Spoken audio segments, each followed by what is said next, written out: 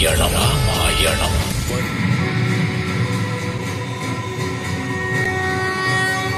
தேவர்களே, உங்களுக்குள் உள்ள சதி திட்டத்தை இப்பொழுது நிரூபித்து விட்டீர்கள். நீங்கள் என்னை கண்டு நீங்கள் பயந்து விட்டீர்கள். உங்கள் ஒருவரையும் உயிரோடு விட மாட்டேன். இவனையும் தான் கொன்றே தீருவேன். வருணதேவா, என்னிடம் பரசுராமர் அளித்த நாராயணரின் சக்தி வாய்ந்தவில்லை. தம்மிடம் ஒப்படைக்கிறேன். தர்மத்தை காக்க எப்பொழுது தேவைப்படுகிறது அப்பொழுது பெற்றுக்கொள்ள எனக்கு அனுமதி வேண்டும்.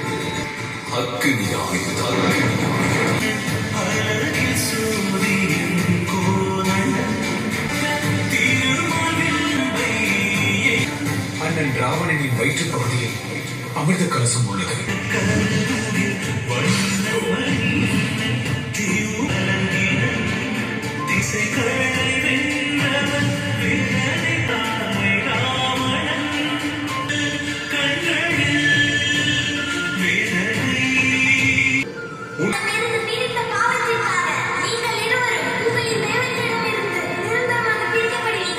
பூவுலகத்தில் நீங்கள் எடுக்கும் 3 பிறவிகளில் நானே உங்களுக்கு முக்தி அளிப்பேன்.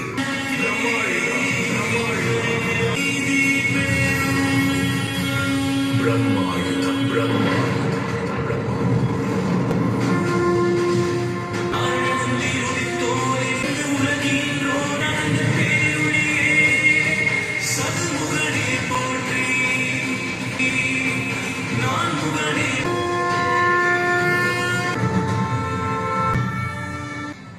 அங்கு வைத்து அவனை அழித்தால்தான் பிரம்மாயுதத்தின் சக்தியால் உலகிற்கு எந்த தீங்கும் நேராது.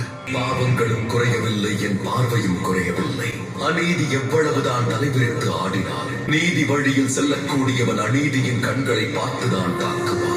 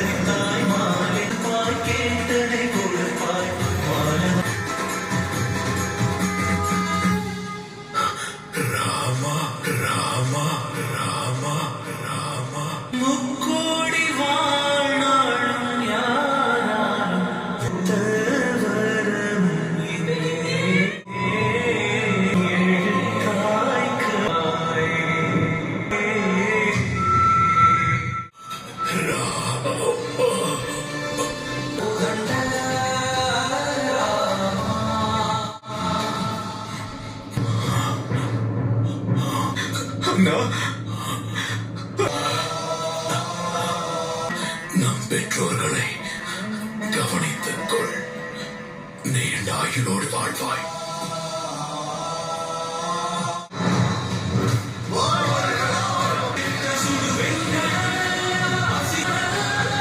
நீண்ட போராட்டத்திற்கு பிறகு ராவணனை வென்று விட்டீர்கள்.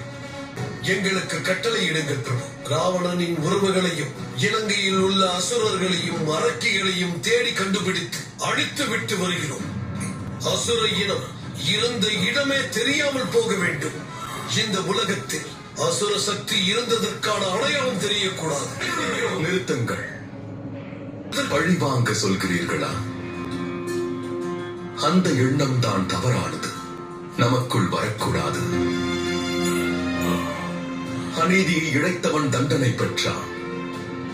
கரை விழுந்த துணியை துவைக்கத்தான் வேண்டும்.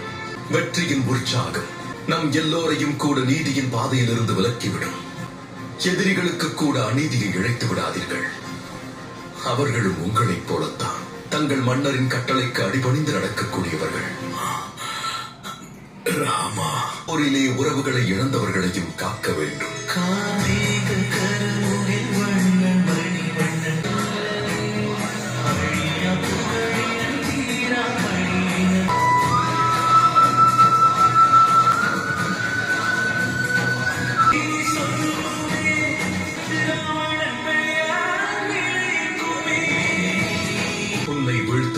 தேவர்கள் சதி செய்ததாக நீ நினைத்தாய்.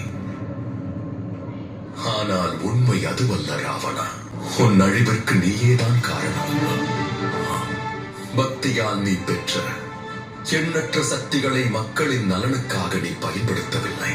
கலை 10 சிறந்தும் 14 உலகையும் ஆண்டவனாக இருக்கலாம். உன்னுடைய ஆட்சியில் ஒருவர் கூட நிம்மதியாக இல்லை. நீ ஆரம்பத்திலேயே அறநெறி பாதையில் சென்றிருந்தால் உன்னை படைத்தவரே உன்னை அமரனாக்கி இருப்பார். நான் உங்களை ஆரம்பத்திலேயே அறநெறி பாதைக்கு அழைத்து செல்ல வேண்டும் என்று எவ்வளவோ முயற்சி செய்து பார்த்தேன். அதில் தோல்வியும் முற்றேன். விபிடனா, இதில் யாரையும் குறை சொல்வதற்கில்லை. ஒருவருடைய பாவங்கள் பெருகிவிட்டால் அவர்கள் யாராக இருந்தாலும் படைத்தவனே வந்தாலும் காப்பாற்ற முடியாது. அவரை தடுக்க என்னுடைய உயிரை நான் கொடுத்திருக்க வேண்டும். அவர் போர்க்களத்திற்கு போயே இருக்க மாட்டார். அவ்வாறு செய்யாதது நான் செய்த தவறு. இதில் உங்கள் தவறு எதுவும் இல்லை. எல்லாவற்றையும் செய்தது அந்த தேவர்கள். அவர்கள் மட்டும்தான் அண்ணனுக்கு சதி செய்திருக்கிறார்கள். அவர் லட்சுமணா, நீ சென்று ராவணனிடம் அரச நீதியை கற்றுக்கொள்.